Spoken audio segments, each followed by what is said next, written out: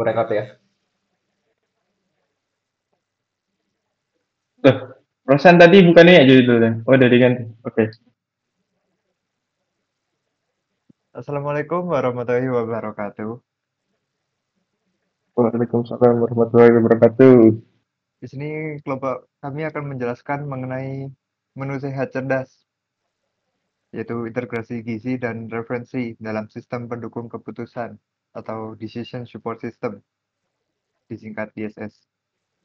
Sebelum masuk lebih dalam mengenai topik kami, izinkan saya perkenalkan diri dulu. Nama saya Baizaki Farel Joselin. Saya Bayu Maharesi. Saya Immanuel Krisendika Putra. Saya Rifki Noval. Kemudian masuk ke dalam pendahuluan. Di tengah meningkatnya kasus obesitas dan rendahnya konsumsi buah serta sayur di Indonesia, masyarakat menghadapi tantangan besar dalam menerapkan pola makanan sehat. Nah, Indonesia ini terkenal dengan negara tropis, terkenal dengan tanahnya yang subur. Namun, meskipun begitu, rendah tingkat konsumsi buah serta sayur di Indonesia ini. Kurangnya literasi gizi, faktor kesibukan, dan keterbatasan waktu menjadi hambatan utama dalam berencana dan memilih menu yang seimbang secara nutrisi. Dalam konteks ini, kemajuan teknologi informasi menghadirkan peluang untuk memberikan solusi nyata. Salah satu pendekatan yang potensial adalah melalui decision support system ini, yang mampu individu mengambil keputusan terbaik berdasarkan data kesehatan dan preferensi pribadi. Nah, kami akan membahas rancangan sebuah sistem rekomendasi menu yang sehat yang mempertimbangkan kebutuhan kalori pengguna, preferensi diet, dan ketersediaan bahan makanan.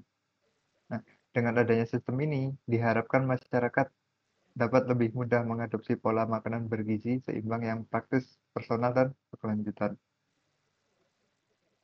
Masuk ke dalam latar belakang, kesehatan masyarakat Indonesia menunjukkan indikasi serius akibat pola makan yang tidak sesuai dengan prinsip gizi seimbang. Berdasarkan laporan Riskesdes tahun 2018, ditemukan bahwa 95,4% masyarakat kurang konsumsi sayur dan buah. Padahal ini adalah sumber vitamin, mineral, dan serat, dan lebih dari 30% mengalami kelebihan berat badan atau obesitas, yang menjadi faktor risiko berbagai penyakit seperti diabetes tipe 2, hipertensi, dan jantung koroner. Selain itu, perubahan gaya hidup urban modern menuntut segala sesuatu dilakukan cepat. Nah, melihat dari latar belakangnya, walaupun Indonesia ini negara tropis yang terkenal akan tanah yang subur, yang dapat menanam segala macam sayuran dan buah, nyatanya konsumsi Indonesia terhadap sayuran dan buah itu rendah, yang dapat menyebabkan berbagai penyakit. Di dalam fenomena ini, kita melihat sebuah peluang, yang mana kita bisa membuat sebuah decision support system untuk membantu masyarakat memilih menu mereka yang sehat secara lewat preferensi pribadi ataupun preferensi diet mereka. Kita melihat peluang itu dan kita memilih untuk membuat decision support mengenai preferensi makanan ini. Nah, selanjutnya yang kita peroleh sebelumnya, itu yang tabel sebelumnya, enggak, tolong. Nah, terima kasih. Nah, kita bisa melihat bahwa pada tabel ini berdasarkan data dari Riskesdas tahun 2018 atau riset kesehatan dasar yang dilakukan oleh Badan Penelitian dan Pengembangan Kesehatan Kementerian Kesehatan Indonesia, ditemukan bahwa lebih dari 95% penduduk Indonesia usia di atas 5 tahun kurang mengonsumsi buah dan sayur. Artinya hampir seluruh penduduk tidak memenuhi anjuran konsumsi buah dan sayur minimal 5 porsi per hari sebagai yang direkomendasikan oleh WHO. Data ini diperoleh dari survei nasional yang dilakukan di seluruh provinsi dan menjadi gambaran nyata rendahnya kesadaran gizi masyarakat. Jika kondisi ini terus dibiarkan, maka resiko penyakit tidak menular seperti obesitas, diabetes, dan penyakit jantung akan semakin meningkat di masa depan. Oleh karena itu diperlukan intervensi berbasis teknologi yang membantu masyarakat secara personal dan praktis dalam menerapkan pola makan sehat sehari-hari. Lanjut.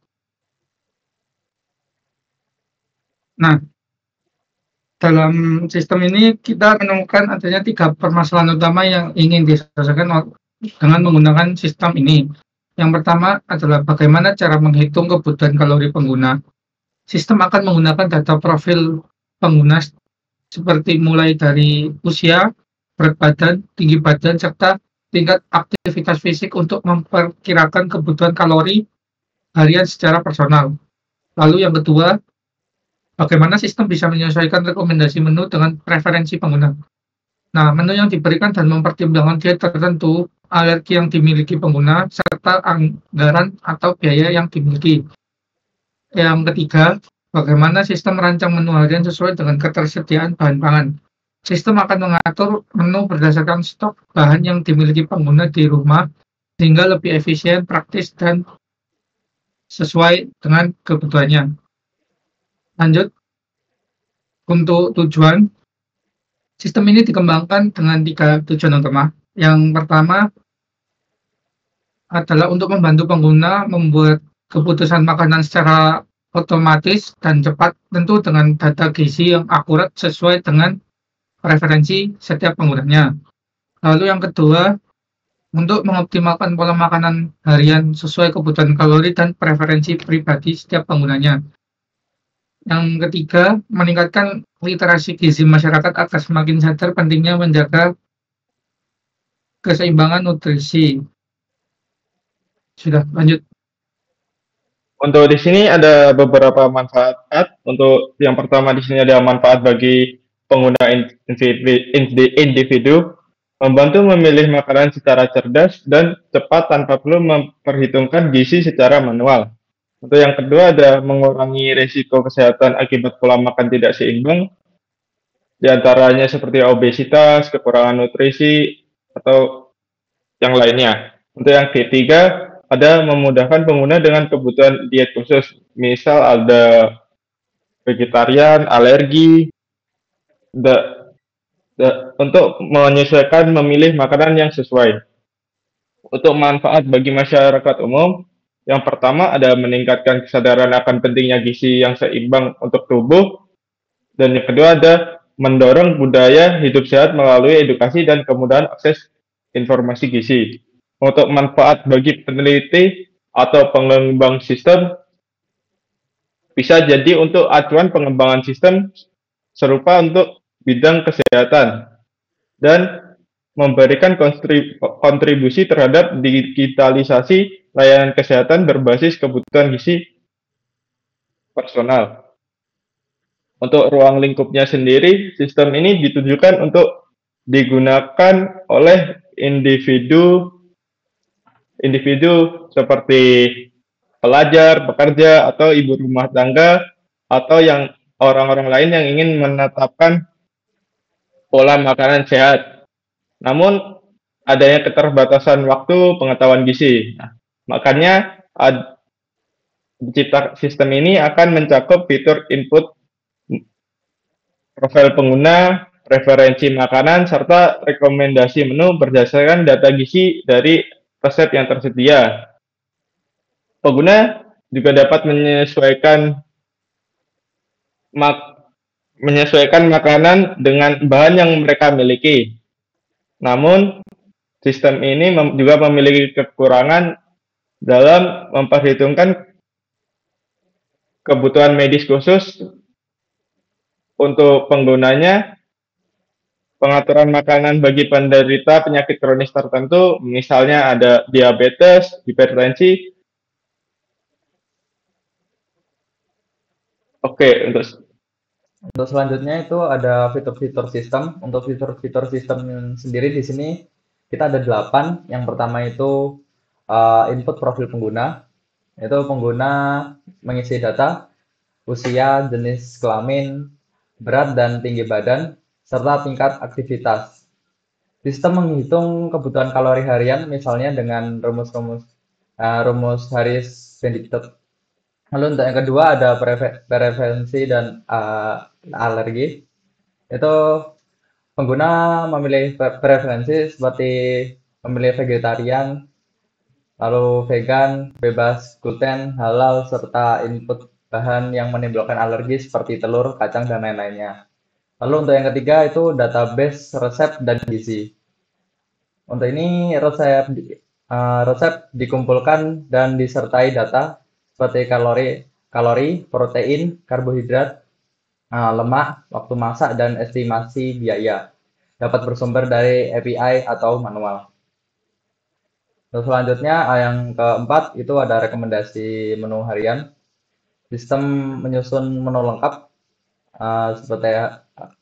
seperti sarapan, makan siang, dan malam. Yang total kalorinya sesuai kebutuhan harian dan bebas dari bahan yang dilarang pengguna.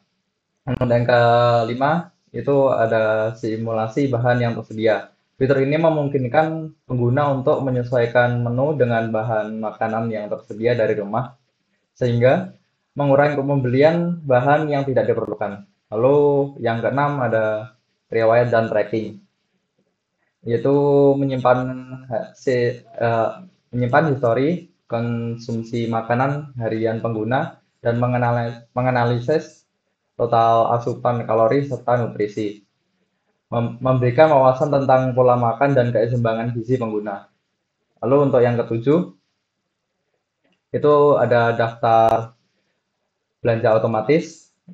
Fitur ini menghasilkan daftar bahan belanja otomatis berdasarkan menu mingguan yang dipilih pengguna, memudahkan proses pembelian bahan makanan. Lalu untuk yang terakhir, yang ke-8 itu ada fitur edukasi gizi. Fitur ini menyediakan tips makanan sehat serta pengertian dasar mengenai gizi, membantu pengguna memahami pentingnya pola makan yang seimbang dan bergizi.